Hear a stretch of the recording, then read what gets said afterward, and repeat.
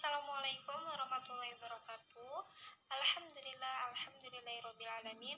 Wa bihi nasta'in wa ala umuri dunya waddin. Wassalatu ala asyrofil anbiya'i wal mursalin wa ala alihi washabihi ajmain amma ba'du. Perkenalkan, nama saya Wahyu Lestari dengan NIM 209200055. Dan yang terhormat kepada dosen pengampu yaitu Ibu Vicky Nurmandasari MPD.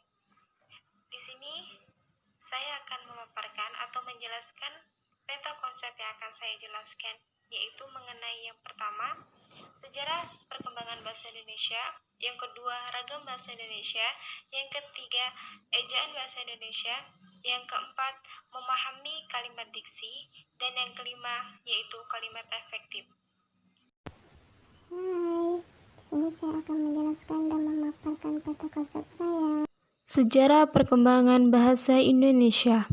Bahasa Indonesia lahir pada tanggal 28 Oktober pada tahun 1928.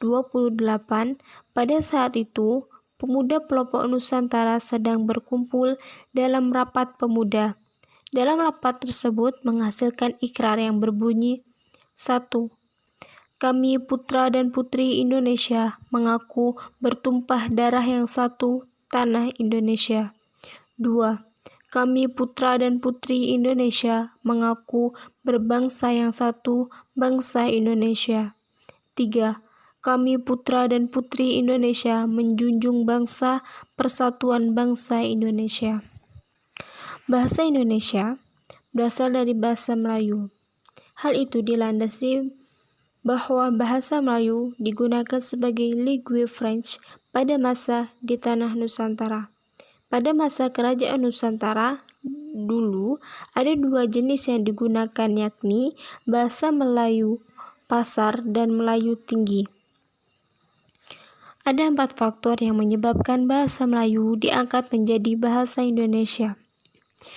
Bahasa Melayu sudah merupakan langue French di Indonesia, bahasa perhubungan dan bahasa perdagangan.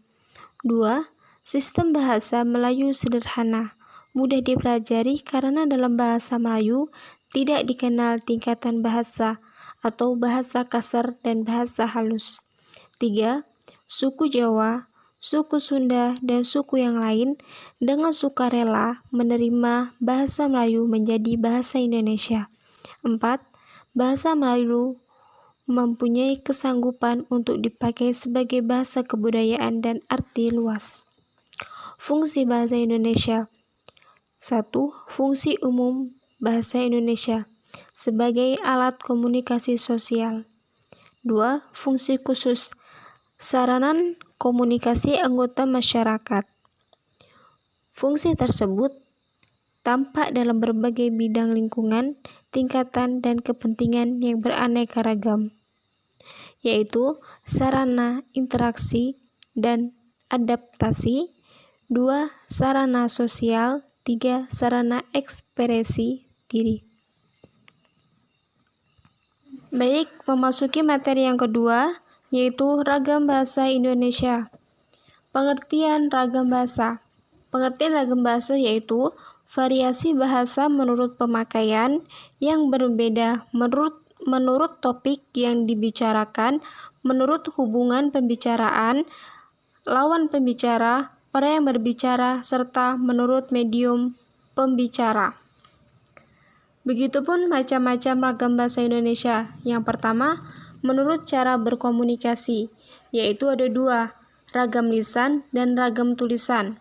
Yang kedua, cara pandang penutur, yaitu ada 3, ragam dialek, ragam terpelajar, ragam resmi dan tak resmi. Yang ketiga, menurut topik, yaitu ragam politik, ragam hukum, ragam sosial dan fungsinya, ragam jurnalistik, dan ragam sastra.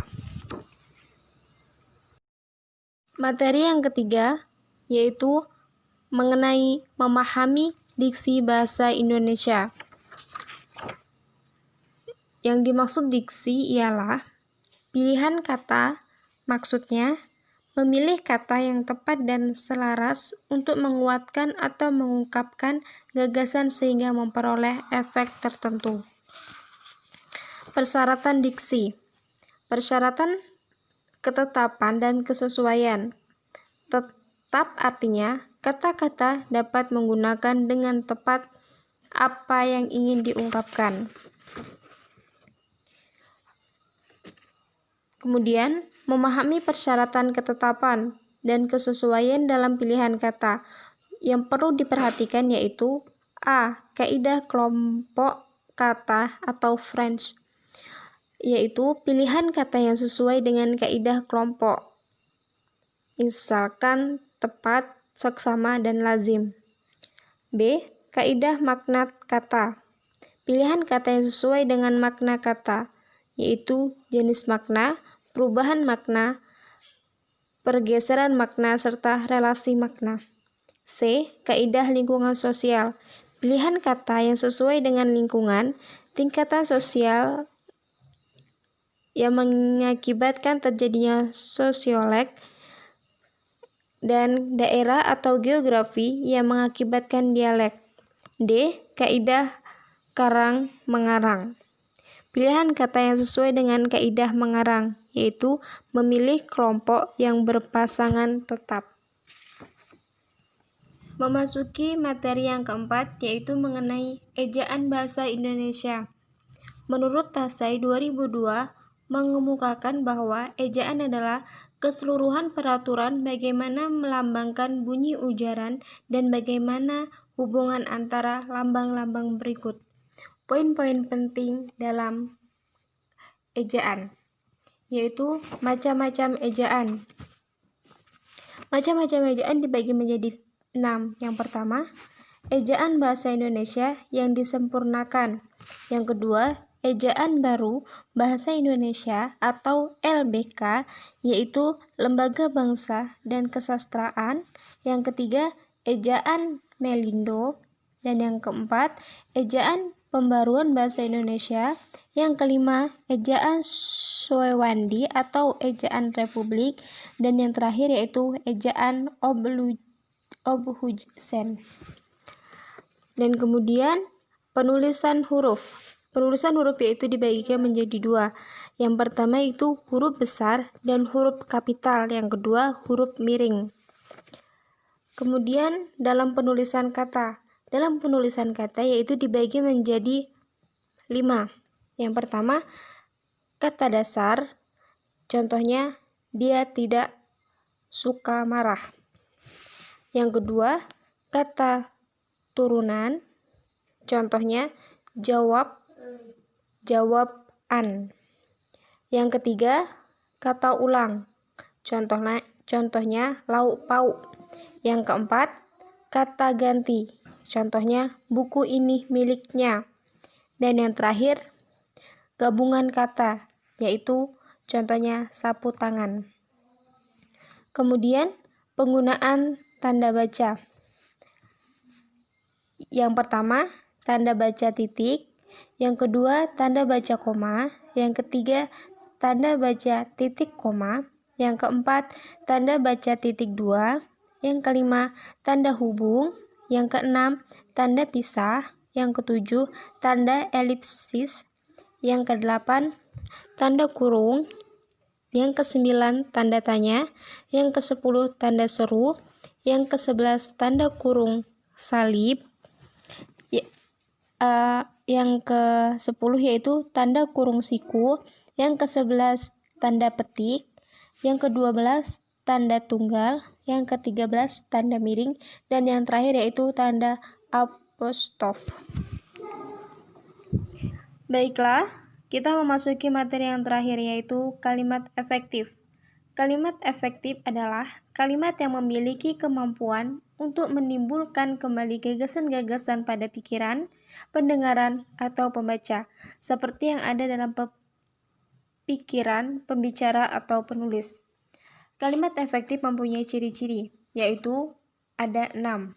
Ciri-ciri yang pertama, kesepadaan struktur.